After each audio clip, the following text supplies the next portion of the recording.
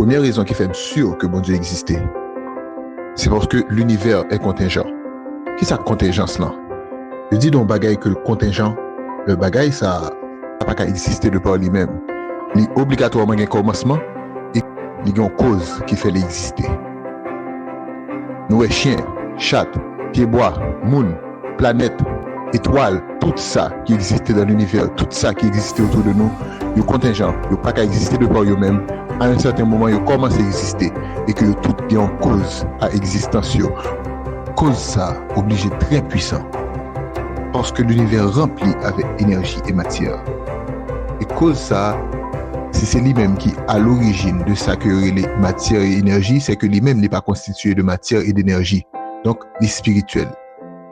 Si c'est lui-même qui aussi à l'origine du temps, c'est que lui-même n'est pas constitué de temps. Donc, il est éternel. Si c'est lui-même aussi qui à l'origine de l'espace, c'est que lui-même n'est pas spatial, il est infini. Donc, Dieu est esprit, il est infini et il est éternel. Attends, ça fait me songer en bagaille. Est-ce que c'est pas comme ça la Bible a décrit Dieu?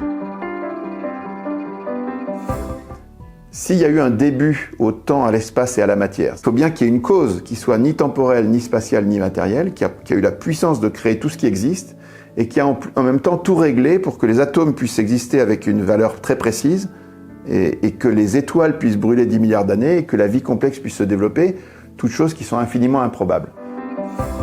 Deuxième bagage qui fait certain que bon Dieu existait, c'est que l'univers a été conçu avec beaucoup de précision. Nous-mêmes, l'homme qui fait partie de être qui peut intelligent sous terre, nous inventons des appareils que si on pas calibré de manière précise, ils vont pas nous résultats que nous avons cherché. Et étonnamment, l'univers paramétré avec précision. Scientifiques ont effectivement découvert que l'univers gagne là-dedans des constantes physiques, des constantes que si on gagne l'autre valeur, ne serait-ce qu'un changement dans un seul chiffre après la virgule, l'univers va exister, je ne connais là, et pas de vie qui est possible là-dedans. Ils estiment que la probabilité pour un tel univers exister est l'équivalent à un monde qui tirait une flèche sur une cible qui trouvait à 4 milliards d'années-lumière et que l'y atteint cible ça avec un seul essai. Ce qui est impossible pour une intelligence humaine, voire pour le hasard. Donc, obligatoirement, l'univers fait à partir d'une intelligence immensément supérieure à toute l'humanité réunie.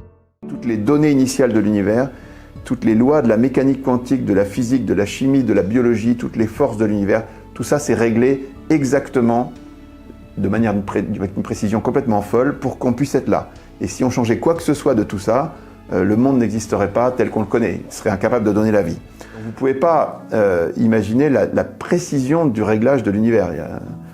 Vous connaissez l'analogie de Trinh Xuan Chan là, qui dit c'est la même précision, juste cette expansion, que si vous jetez une flèche et qu'elle doit se planter dans une cible de 1 cm² qui est à l'autre bout de l'univers. Donc vraiment une probabilité absolument infime. Le prix Nobel 2020 qui s'appelle Roger Penrose, il a calculé que c'est une chance sur 10 puissance 123. Ce qui est un chiffre qui n'a aucun sens. C'est une précision complètement délirante. Donc pour résumer, les données initiales de l'univers sont réglées de manière complètement dingue. C'est le réglage le plus fou. Fred Hoyle se convertit. C'est le premier des scientifiques, il y en a beaucoup, qui se convertit à cause des réglages fins de l'univers, qui donc va dire c'est pas possible, il y a un supercalculateur qui a créé les lois de l'univers. Les gens qui disent c'est le hasard ou c'est les multivers, je leur donne souvent une analogie. Je leur dis écoutez, le hasard c'est très gentil, mais ça peut marcher parfois. Mais regardez, si vous faites une loterie, si vous organisez un loto sur l'ensemble de la planète, il y a bien un gars qui va gagner. Donc vous allez interviewer cette personne, vous lui dites écoutez, c'est formidable, qu'est-ce que vous en pensez? Il dit j'ai eu beaucoup de chance. Mais le lendemain, vous faites un nouveau loto sur l'ensemble des 7 milliards d'habitants de la planète, et c'est encore le même qui gagne. Là, vous allez interroger, il dit j'ai eu vraiment de la chance et tout ça.